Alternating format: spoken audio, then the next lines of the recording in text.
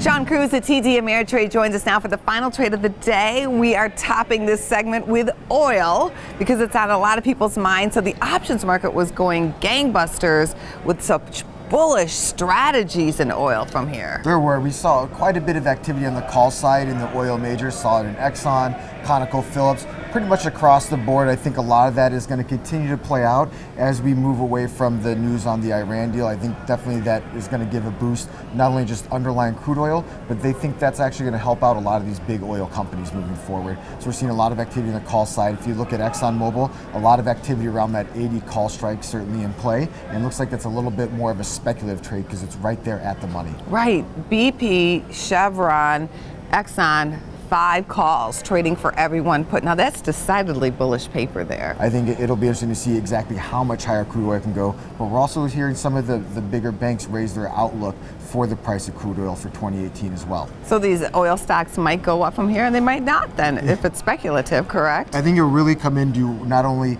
how much is already priced in, but if a lot of these big crude oil companies are able to capitalize on this.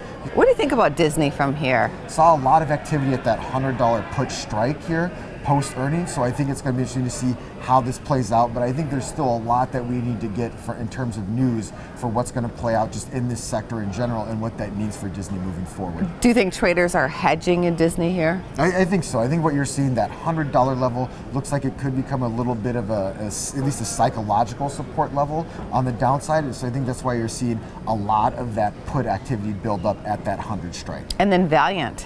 Valiant's another one. Had pretty good earnings. This has a pretty checkered past for this company. They're trying to maybe rebrand themselves, and they've actually come out and announced that they are going to change their name. But on the back of this positive earnings, we've seen a lot of activity at that 20 call strike, and we're also seeing a lot of activity at the 19 put strike. So it looks like a lot of this is either investors speculating that there could be a little bit of a pop higher, but it's also being met with some investors who think that maybe there's going to be a little bit of a pullback, and that's why you're seeing activity at that 19 put.